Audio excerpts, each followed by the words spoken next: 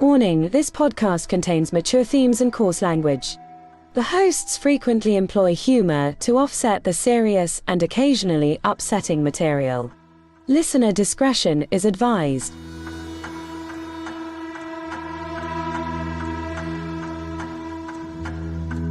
Welcome back to the dark side. I'm Brianna. And I'm Dyson. This is episode 79 of Dark Adaptation. Where am I?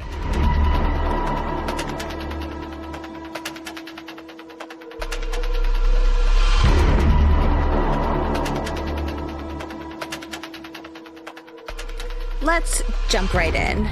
Bi-monthly Page Present segment is changing to a segment called Bone Chilling Broadcasts. This new segment will remain bi-monthly or every other month, except the stories will be presented by me, and it won't strictly be cryptids and folklore. It will also be dedicated to haunted places, conspiracy theories, aliens, all the creepy dark topics under the Bone Chilling Broadcast umbrella. Today's broadcast has been picked especially for you, Dyson. Woo! And it's a bit of folklore and a bit of an urban legend. Are you ready? Born ready.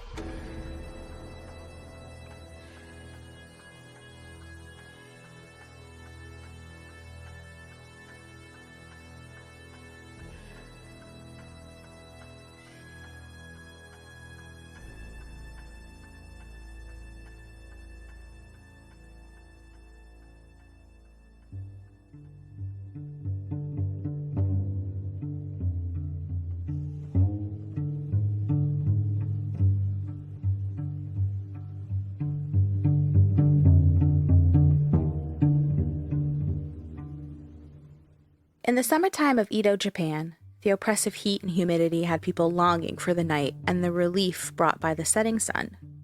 In the cool darkness, people would gather and play Hyakumonogatari Kaidankai, which translates to Gathering of 100 Ghostly Tales. It is a parlor game where participants set up 3 connected rooms. In the first room, 100 lit candles are placed in a circle and a mirror is laid flat on a table. The second room acts as a buffer or gateway. The third room is where all participants gather and take turns telling a kaidan, which is typically a story from their local village or perhaps a more personal experience.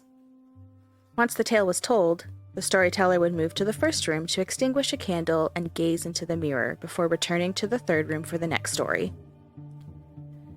The game was said to be a ritual of evocation. It was believed that after 100 stories were told and 100 candles extinguished, a supernatural event would occur. With the vanishing of the final light, someone or something terrible would be waiting in the darkness. Now, I'm not about to tell you 100 ghost stories, but I will tell you a tale called The Kiss of the Kuchisake-onna. One night, not so long ago, Salaryman Taro was flushed with sake and success, having closed a deal that ensured money for his company and promotion for himself. In celebration, he had been drinking with his coworkers, and had more than his usual share. In the bar, there was also a woman sitting alone. She was elegant and beautiful, with captivating eyes and glimmering black hair. Not unusual for the season, she wore a surgical mask that covered her lower face, as protection from the various pollens and pollutions that tainted the air. Salaryman Taro, feeling braver than usual, sat next to the woman and talked away at her, buying her a drink which she never touched, and boasting of his success and promising future. She answered demurely but interested, and he suggested that they move to a more private bar that he knew not so far away. She nodded, and with a wink to his coworkers, the two moved out into the street. Taro was quick to hurry her to a nearby darkened alley, where he pulled her close and stared into her enchanting eyes. "Am I beautiful?" the woman asked in a quivering voice, muffled behind the surgical mask. "Very beautiful," he replied, moving his face closer. "Am I beautiful?" she repeated, reaching behind her head to undo the barrier between their mouths. "Most beautiful," he said again, anticipating the kiss that was his. The mask slipped from her face, and Taro froze, unable even to scream. The woman's mouth spread from one ear to the other, consuming her lower face. From the nose down, it was split, with 2 flaps of skin spreading to show her rows of sharp, pointed teeth. Her hinged jaw opened impossibly wide, and her misshapen mouth somehow managed to form the words again. Am I beautiful? Salaryman Taro was never heard from again.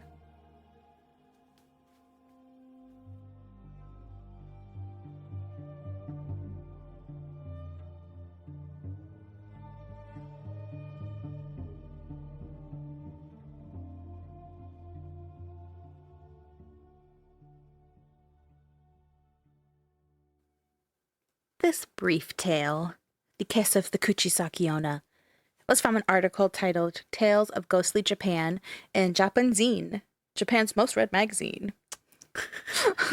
I love that. So yes, in this kaiden, Salaryman Taro was the victim of the Kuchisake-onna. And there's probably a lot of language and names and stuff that our listeners as well as you are like, but what that mean? Yeah. So first we'll just start with a kaiden. Simply put, a kaiden is a story of the supernatural, similar to an urban legend, that was typically passed down through oral tradition. So Sure was. What that mouth do, though? No! Maybe a toothy one. It could be. A little carrot peeler. Ew. A beautiful carrot peeler. Kaiden reflected cultural beliefs during the Edo period about the unexplainable, addressing monsters, ghosts, spirits, gods, possessions, exorcisms, spiriting away, literally anything spooky supernatural. Many of these supernatural stories and urban legends carry themes of karma and reincarnation, which are prominent elements in Japanese storytelling and pop culture. The term kaiden was coined during the Edo period, which I have mentioned a few times now. The Edo period, Edo Japan. That is a period in Japan between the 17th and 19th centuries, specifically 1603 to 1868. Mm-hmm. Edo is actually modern-day Tokyo.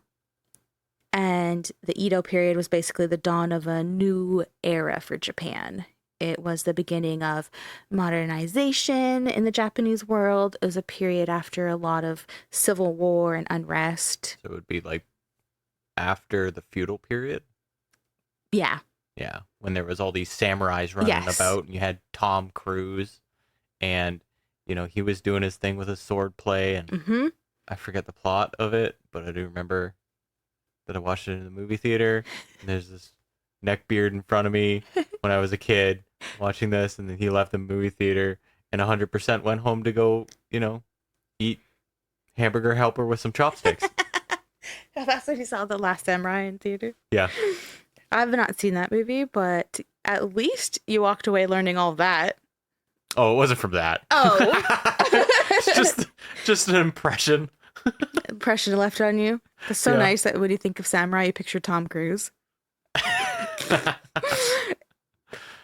Not to take that away from you, that lovely experience and the neckbeard and the chopsticks, but that's correct. The Edo period is after all of the like tons of wars that were happening all simultaneously, so many fighting, all the samurais. That's exactly all the samurais you can think of. They're there. Tom Cruise isn't yet, but you know, in retrospect, you watch a movie and he was. It was I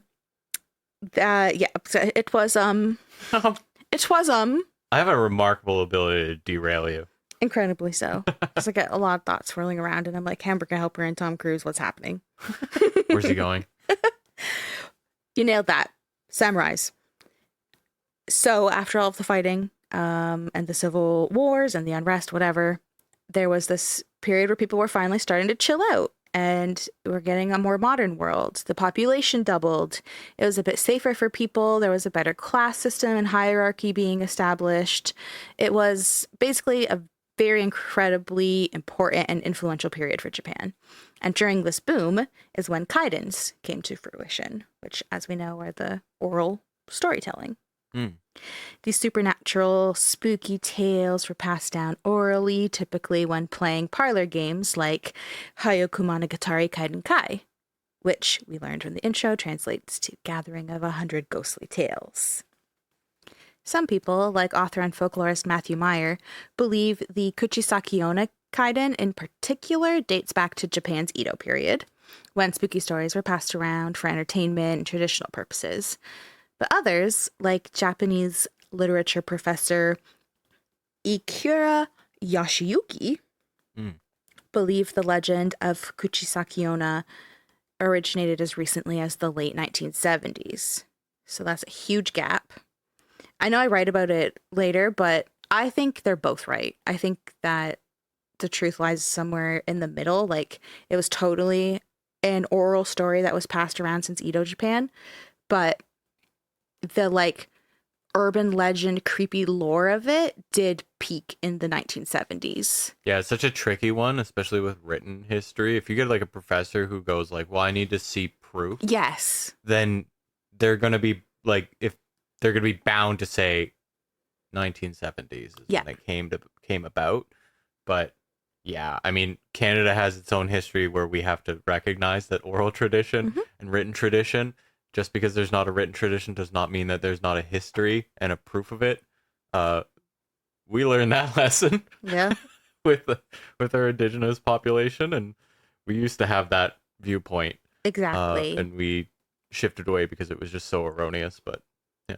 That's exactly what, like, you've really summed that up here. So it's like Matthew Meyer is saying, like, no, it has existed for, at this point, 400 years. Yeah.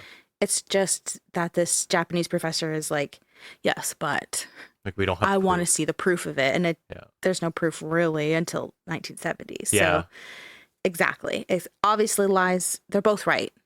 It's just. Man, I put my money on oral tradition, like oral history, like way more because of just the amount of times that we've heard of oral stories. And then we like recently discover proof of like some long lost tale or whatever, and then like a group that had been like saying like this has been a part of our like history and our like orally passed down history for years and years and years. We have like quilts and stuff. Oh yeah. And like and it's like it's always like, oh yeah, like we've been telling you this for years. Like this is not new. You know. According to Ikura, the professor, around the end of 1978 in the town of Yaotsu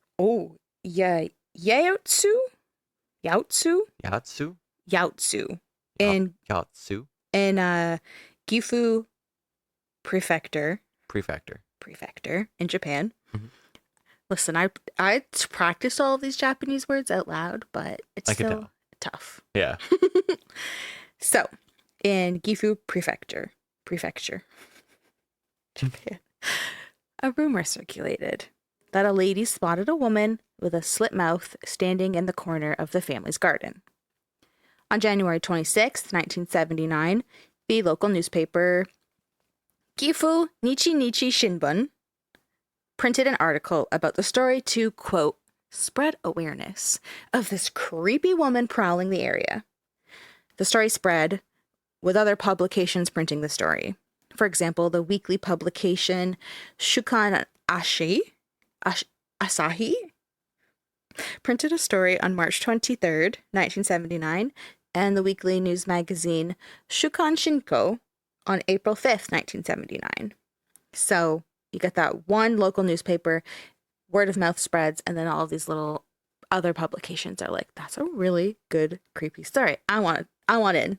Yeah. They publish stuff too. Yeah. So the story spread further and further. The legend grew through repetition of the articles and then obviously word of mouth. And over the course of 6 months, the story of Kuchisake-onna spread across Japan through children and teenagers at school. And it became so gruesome and scary and creepy that it caused a hysteria of sorts. The hysteria was acute. And it even led to young children being accompanied by parent-teacher association groups while walking home from school. I love that. I have a quote from Ikura, the professor.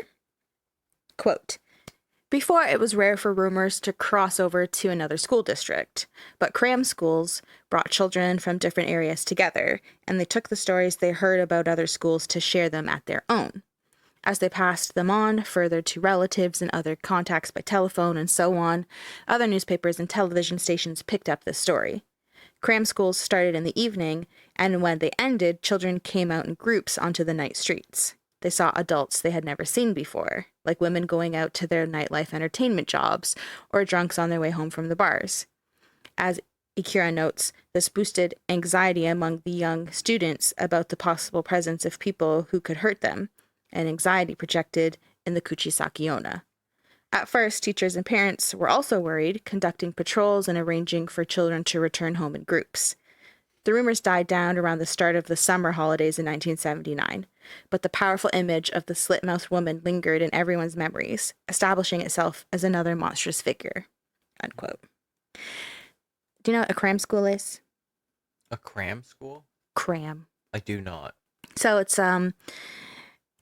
cram schools are schools in the evening that students in Japan attend to prepare for their really difficult high school exams and stuff like that.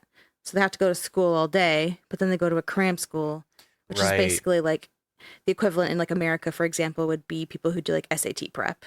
Yeah. And like high school exams are like, high school in general is like way more intense. In Japan? Yeah. Oh, I bet. It's like, I have heard people say that it's almost like if you went into the West and you were like, swap university and high school. So you go to university first and then you go to high school. That's what it feels like. Oh my goodness. Yeah. I mean, like, character I'm building. sure people in Japan are like, yo, university's still fucking hard though. I'm sure, but like the cram and the level of competition to get into the universities is why it's so difficult. Because the universities obviously are packed.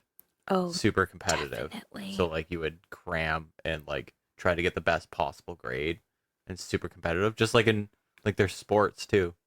Oh, really? Yeah, there's sports. Like if you were like an athlete, like congrats, like that's you're gonna be working like 12 hours a day on like your baseball swing or something. It's just super intense. Like that's high school is like you're an adult now. You're doing all of this. That's what you do. It's so interesting too to have that image painted of like this very intense regimented life for children and teenagers. Yeah. With this like parallel or whatever contrast to them being afraid of this creepy woman. Yeah. That wanders the streets, and they literally have parent-teacher associations that are like, okay, I will walk you home, or like walking them to like designated pickup points so that the parents can meet, because it was literally hysteria. Yeah. I don't have it in my notes, but just in trying to researching and pinpointing down the origins of it and where it started and came from, and how it's talking about how obviously it started with just this lady being like, there's a fucking scary ass lady out there in the garden. Then it gets picked up and the rumor mill goes and goes and goes. And apparently in the late 70s, when it was becoming more popular for families to have like actual good TVs in their homes and stuff, and very, very, very like the infancy access to internet and stuff, people in Japan were learning more about like this westernized world and the idea of like urban legends and creepy stories. And the main example was always like the roots of urban legends years, 40, 50 years ago, of the like happened to a friend of mine. Yeah. So that was starting to be picked up in Japan, and like it was mind-blowing to them. These creepy stories that are usually passed through teenagers, children, these urban legends, again, an oral passing. It's just so cool to see those little pinpoints. It's almost like they had like a second version of the Gutenberg press. Yeah. Like a tech version of it. So like television and radio like brought these stories back to life, whereas like, yes, you probably wouldn't have heard it before. Exactly. So then in the late 70s, when this idea of the urban legends and the creepy stories that happen to a friend of a friend is like starting to creep into the culture, it's like the perfect time for the Kuchisake-onna to really get this lore, this scary lore about it. And then, yeah, that hysteria of being passed around, and then already being a very high anxiety time in people's lives. Mm-hmm. I love that quote of like, this boosted anxiety among the young students about the possible presence of people who could hurt them. And then it was projected through this story of the Kuchisake-onna. Mm-hmm. It's just so cool to be able to like piece all those little things together. Yeah. And then when I was researching it and heard of like the original start of urban legends of the happened to a friend of mine, I'm like, oh my God, that's so nostalgic. Yeah. And like just thinking about being a kid in school and those rites of passage, which we had talked about, I think, in the Bloody Mary episode with Paige, those rites of passage of doing like Bloody Mary or Candyman and all those things. And it's just such a fascinating time in youth, you know? Mm-hmm. So that's all some origin stories, a little bit about the Kuchisake-onna and where it's believed her lore came from. But let's talk about her and get to know who she is, this malevolent figure of Japanese urban legends and folklore. Now, according to legend, Kuchisake-onna is the malicious, vengeful spirit, or onryo, of a woman. She is described as having long, straight, white hands, black hair, pale skin, and is considered really beautiful, except for her scar. Now, the scar is a very big deal, and the whole reason she is so malicious and vengeful.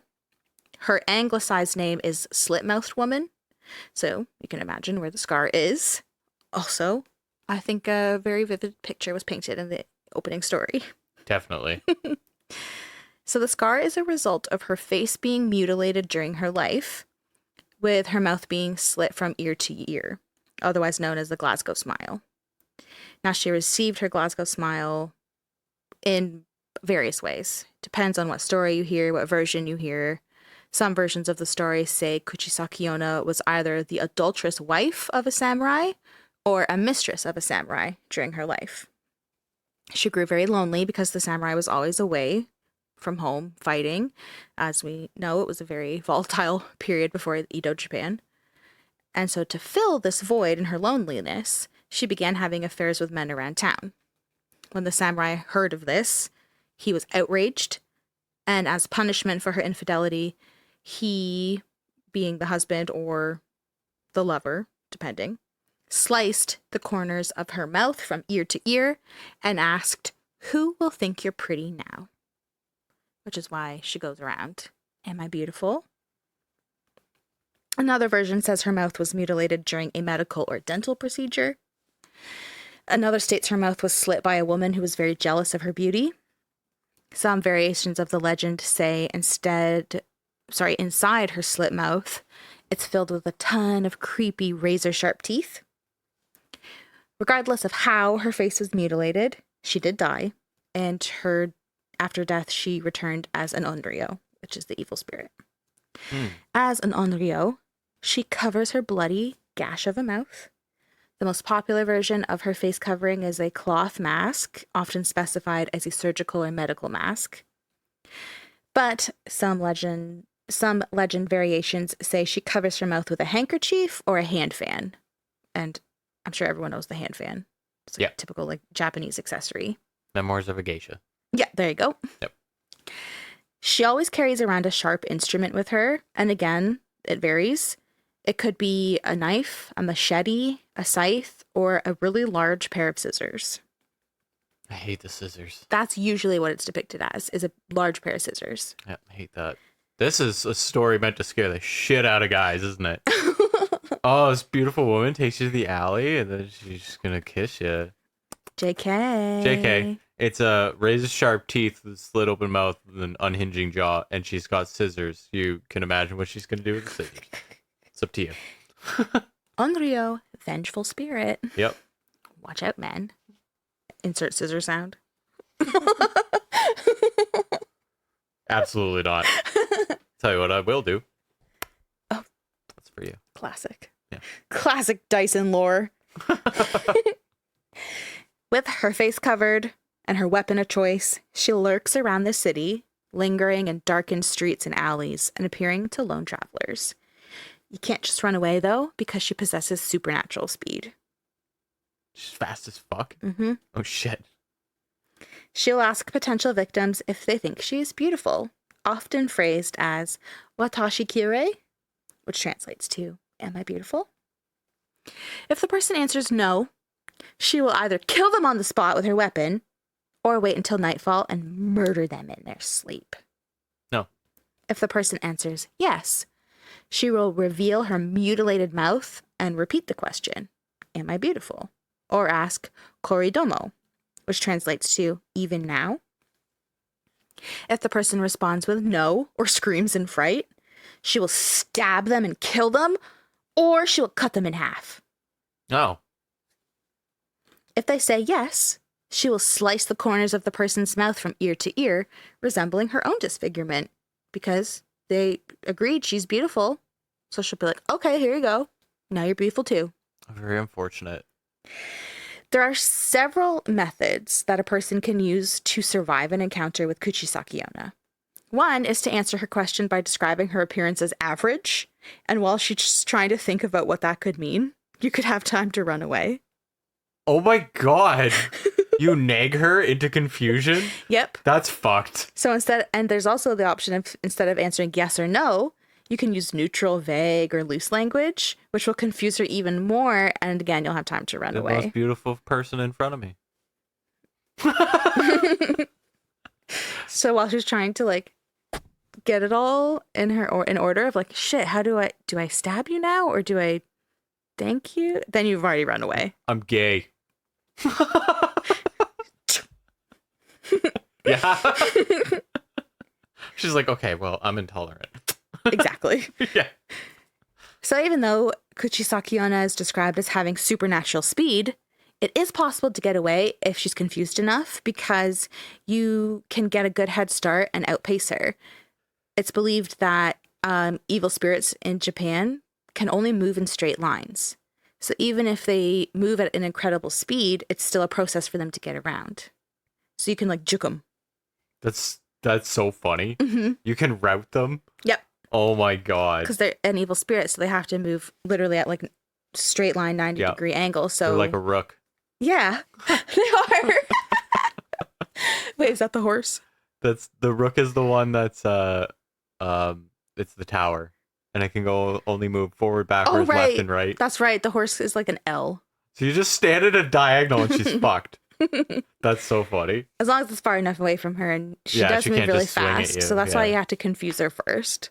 So then you could just be like, "Bye." Just run around like a circular object. Like a telephone pole.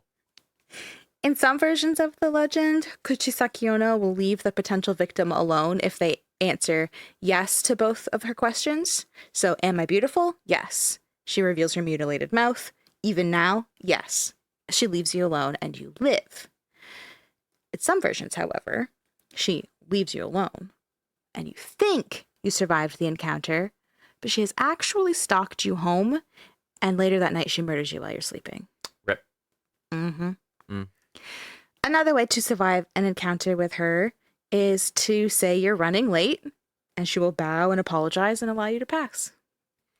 I love that there's still that, like, cordial or they're whatever. Like, sure, they may murder you, whatever, but like, they're still civil. They're not gonna make you late for your appointment. Oh, this is inconvenient for you. I'm so sorry. Oh, sorry. And they bow, and then Yep. it's just like, all right. Other survival tactics include distracting her by giving her money or throwing beko ami in her direction. When she stops to pick up the beko, you have enough time to run away. Now, beko ami is her favorite candy. Oh. It's a tortoise shell candy. It's really, really small. It's a hard candy. In particular, the flavor is like a caramel, and it's usually in these little cute shapes like cats or kittens. Oh, okay. That's so adorable. Throw these little hard candies at her, and she's like, oh, fuck yeah, I love those. And she'll pick them all up for her as a little treat for herself, and then you could run away. That reminds me of you can almost see the westernization coming in. It reminds me of the demons, and they say that, like, you would leave grains of rice or salt outside your door because a demon would not be able to prevent itself from counting it. Oh, the salt barrier, yeah. Yeah, because it'll be so just, it has to count it for some reason. Like it's just obsessed with it. OCD. Yeah, like and it must count it, so it'll start like counting the grains of rice or salt. Oh, that's cool. And because it's just such an arduous task, like it just will fail. And oh my God, yeah. I've never heard that. That's interesting. Yeah. I think it's demons, but yeah, pretty sure it's demons. You even see in like possession movies and stuff with demons, they always do like a salt barrier so that they can't enter through the doorway. Yep. And then that's why it's extra scary when they still do, because that means that it's something you don't fuck with. Yeah. Cool. In this case, though, it's Beko Ami, which is it's a hard candy, and she loves them. Yeah. It's like a tiny Werther's. Yeah. That sounds like a food offering to me. Mm-hmm. Which is like an honoring of the dead. This one, so that might just be like flattering her into not murdering you. She's like, oh, it must be beautiful. You're giving me money and candy? Yeah. Okay, you shall pass. You can also, oh my God, this is my favorite. This is the last way to hopefully survive an encounter with Kuchisake-onna. You can say the word pomade 3 times and she'll leave you alone. Yes, literally pomade. Why? She fucking hates it. She hates pomade. I don't know why. Maybe samurais put a lot in their hair or something. But she hates it so much. So if you say pomade, pomade, pomade, she's like, I'm fucking out of here. That's disgusting. I wonder why. Yeah, so the puts in the samurais I have no in idea. their hair. That makes sense. Yeah, I guess that would make a lot of sense because they would style their hair like that. They would have a bunch of... I didn't know this until...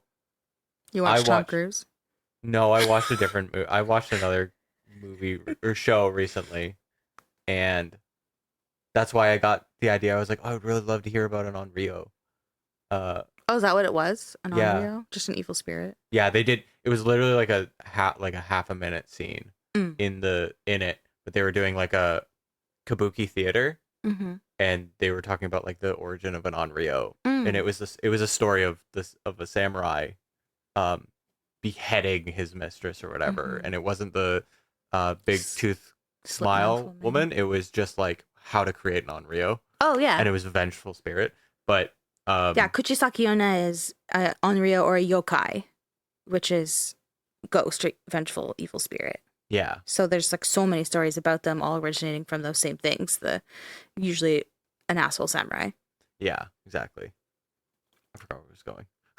Well, it's something about pomade and hairstyle. Oh yeah, so I watched that and was like, that's really interesting.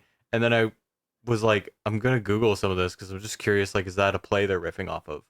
And it wasn't. And it wasn't like based on a thing that I could see. But then I somehow landed in like, what's with the hairstyles? Because they would shave their head, the top of their head. Yeah. And I was like, but why?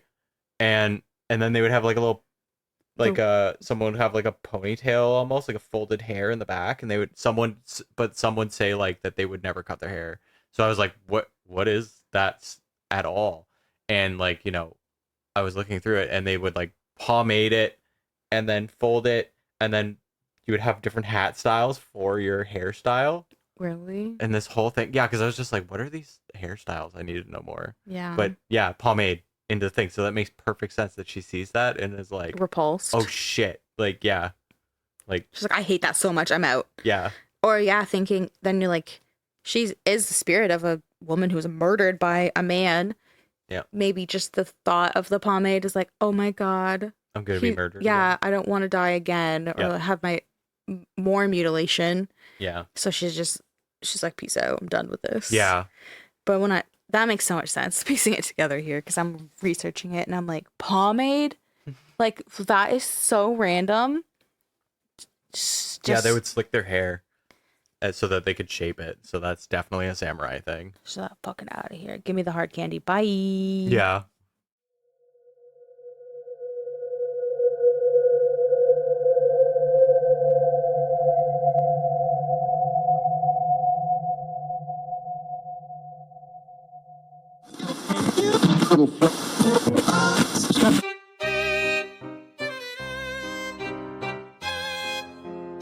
Do you like horror movies?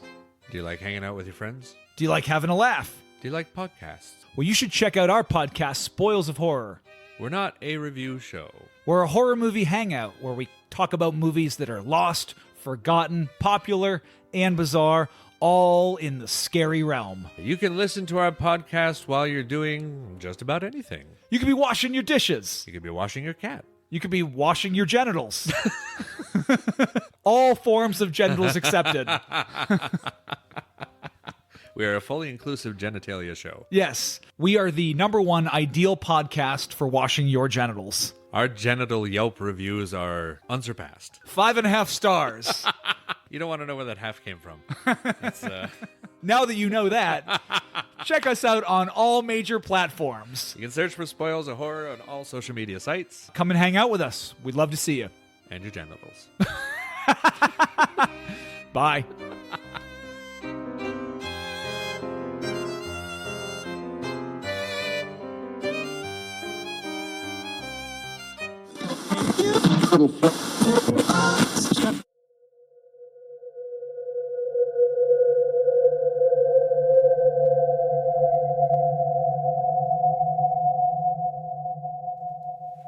While not everyone can agree exactly when Kuchisake-onna originated, pretty much everyone acknowledges that she is an example of a yokai, a term which refers to a variety of supernatural monsters. Oh my god, yokai? Yokai.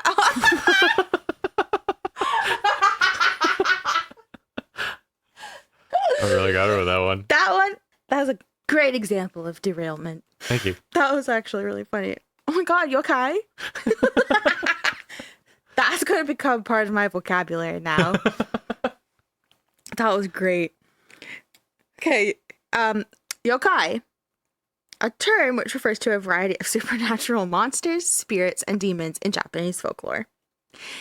In Dyson's language, it means, you okay? My delivery was horrible. It's okay. I am who I am. Please practice to get this good. Hi. In the Edo period, many artists invented new yokai by taking inspiration from folk tales or purely from their own imagination. So several modern yokai are mistakenly thought to originate in more traditional folklore. It appears Kuchisake-onna's origin of sorts does date back to the Edo period, like author and folklorist Matthew Meyer believes, because there's artwork depicting a yokai with a lot of like resemblance to Kuchisake-onna and what her story was about, which is like kind of luring men away or stopping lone travelers and am I beautiful? So there's like pictures, like paintings and drawings and stuff that do have what would seem like that story, but actual like printed, proof, like you were saying, isn't really traceable until the 70s. So that's so weird because like is it Japan? Japan. Okay, I gotta be very careful. Might be China, but I'm pretty sure it's definitely in Asia where you have a woman author who was the first to write an actual story, like written story in all of literature. Yeah. Really? Yeah. Yeah, I don't know where that is, but that's cool. So, yeah, then I believe that the Japanese literature professor Ikura Yoshiyuku is also correct. I think the tale from the 70s added to the folklore and helped perfect a very creepy urban legend that was also originally an oral telling. So that is where I had written it in my notes from earlier, where I was like, I think I write about it later, but I think they're both right. Yeah, and fact check on myself. The first novel is thought to be The Tale of Ganji, written in the 11th century Japan by a woman known to us only as Murasaki Shikibu. Cool. Shikibu. Yeah. 11th But I was like, hey, century. wait a minute. That's so crazy that Japan's got like, isn't sure if it's like a written thing or not, but they're like the first to drop a novel. Yeah, that's true. Yeah. And it's just because it was all about the parlor games and sitting around and trying to entertain yourself when it was really hot or... That's the funny thing is, it was written by someone who is very regal. She was like a lady, basically. And they do those games. Yeah, in my research for it, for the... I don't remember off the top of my head what the heck it is in Japanese, but the Gathering of 100 Ghostly Tales. It was very specific about mentioning that It was important part of the Edo Japan culture for everybody, and it specifically said like lower working class and aristocrats. It was like the parlor games were everyone's game. Yeah. So that's so cool. Yeah. I did not know you had this much knowledge about Japan. That one was because of my knowledge from literature. I did not. Yeah, I didn't know you had knowledge of literature. I didn't know that part. Yeah. Regardless of if Kuchisake-onna originated 400 years ago as a cautionary tale to remind people to stay faithful, or 40 years ago as a spooky urban legend, she has made her mark as a yokai, an urban legend, and a pop culture icon, appearing in live action films, manga, anime, and video games. She's got a great agent. She has the best agent, and like, you know, this agent could be 400 years old or 40 years old. They're still the best. Mm-hmm. So here's a few examples. She appears in the 1994 animated film Pompoko, the 1996 live action film, very cleverly titled Kuchisake-onna. Wow. The 2007 film Carved, the Slit-mouthed Woman. I thought you were going to say Cars. The Pixar's Cars. Disney always has a dark alternate version of something, so holy fuck, do I want that? Oh. Yeah, that actually sounds really cool. Yeah.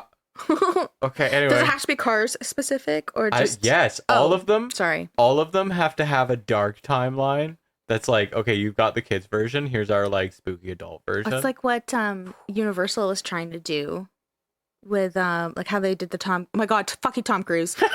The Mummy. The Mummy from a few years ago. And they tried to make it's supposed to be like a dark Universal, and I don't know what happened. They just were like, it's not working for us. I'll just say that I feel like a lot of the animation companies, like studios, have a lot more heart in the shit that they put together than whoever put together that latest version of the Mummy. A Tom Cruise film. Oh god. Yeah, excuse me, the Tom Cruise film. Tom Cruise, get out of here. Stop infiltrating all these cultures. The Cruiser. So, not the 2007 film Cars. I don't remember when Cars came out. But the 2007 film Carved, Slit-mouthed Woman. Also known under the titles Kuchisake-onna or A Slit-mouthed Woman. Followed by Carved 2, The Scissors Massacre, a.k.a. Kuchisake-onna 2. And The Slit-mouthed Woman 0, The Beginning, or Kuchisake-onna 0, The Beginningu. I think everyone listening, imagine the poster for Kuchisake-onna 2. And you know the scissors formed a 2. Oh my god, you're right. Oh yeah, see, the Scissors Massacre, like I said, it's usually scissors that they go to for her weapon. Yeah. She is the main character of the manga Even If You Slit My Mouth by Akari Kajimoto. It's a romantic manga. And it's a lot of thithering.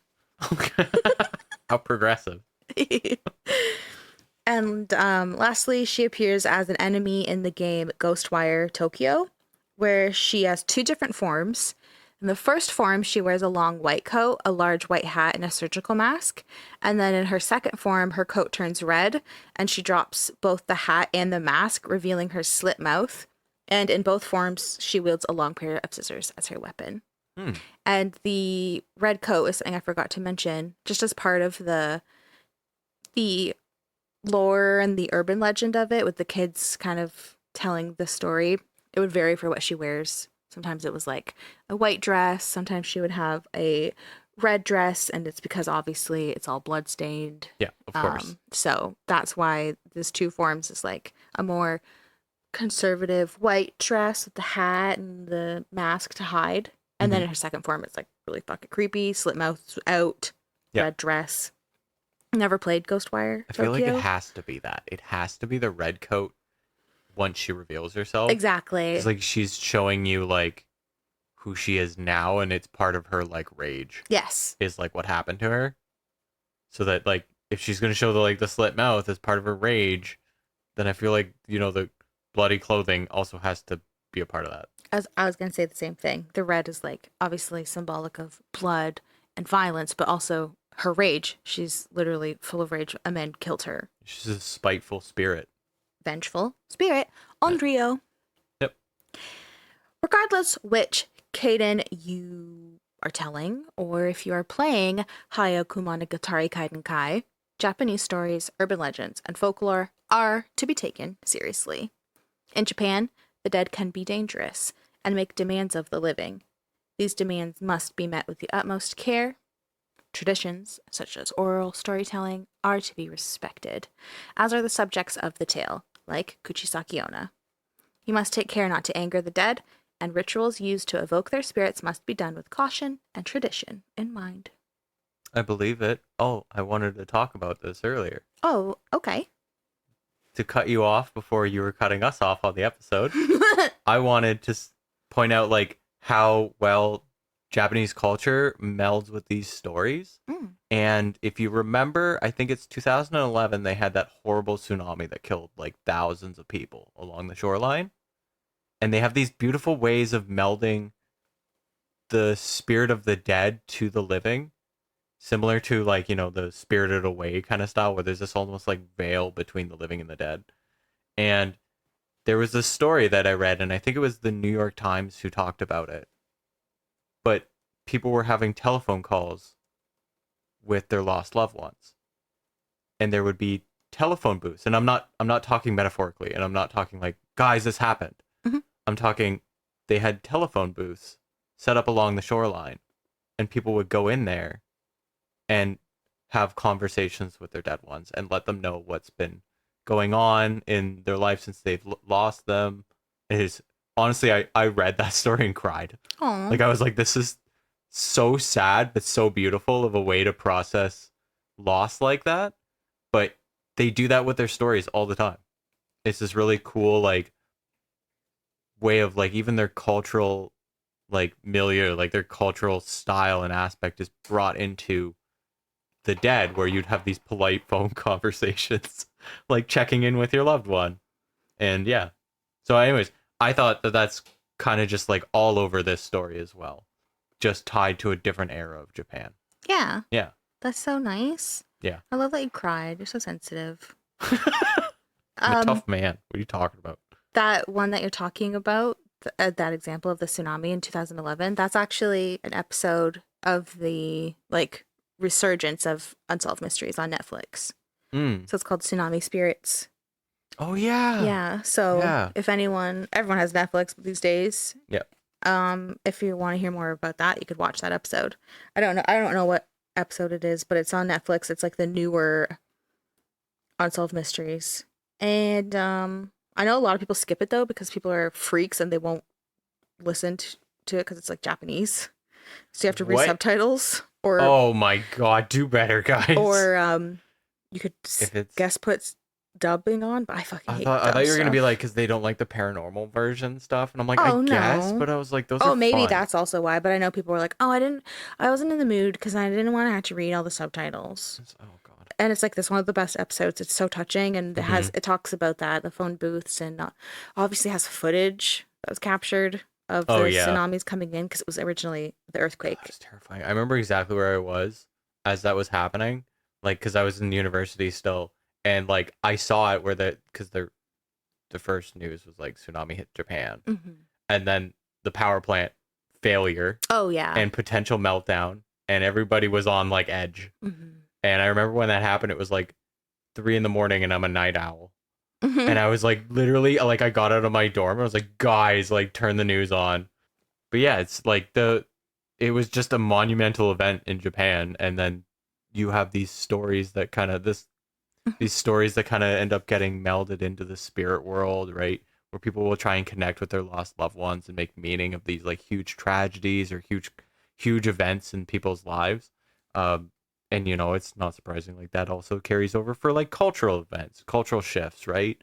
So, you know, things especially in like feudal Japan, where you have samurais running around, you got just like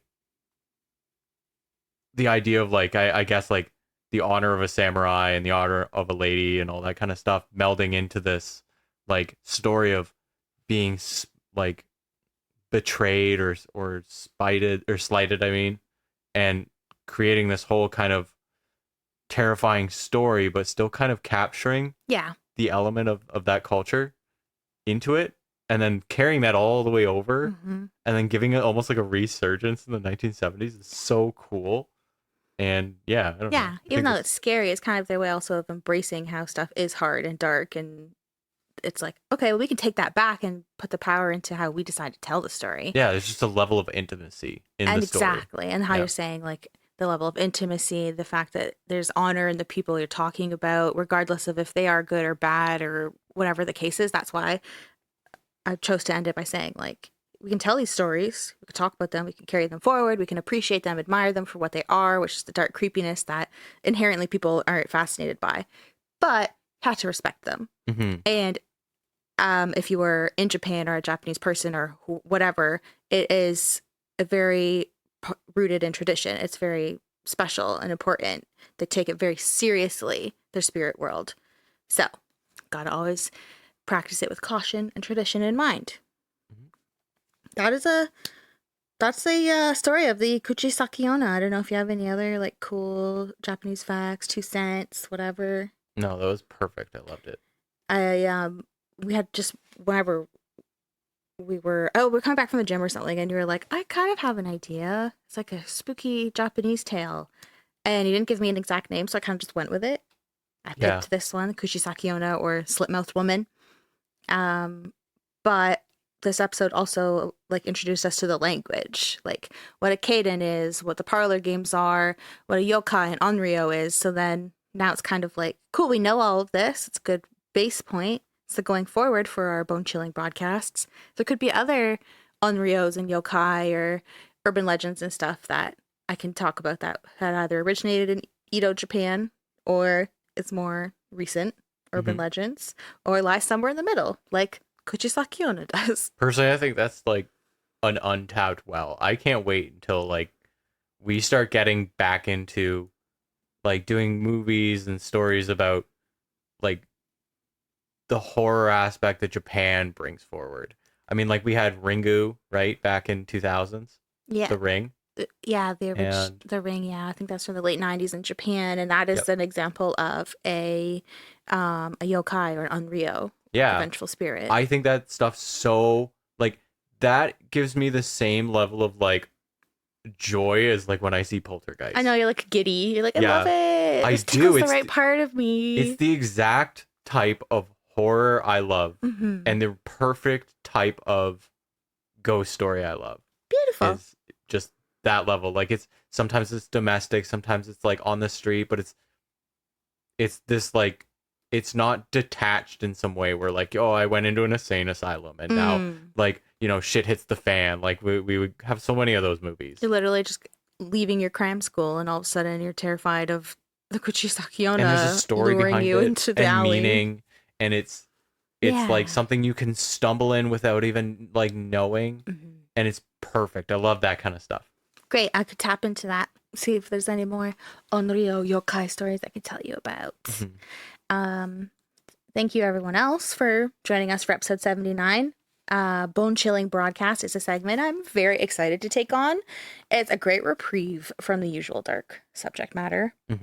Hopefully you all dig it too, and you are totally welcome to send over some bone chilling suggestions. We'd love to hear what kind of haunted, spooky, dark tale you'd like next.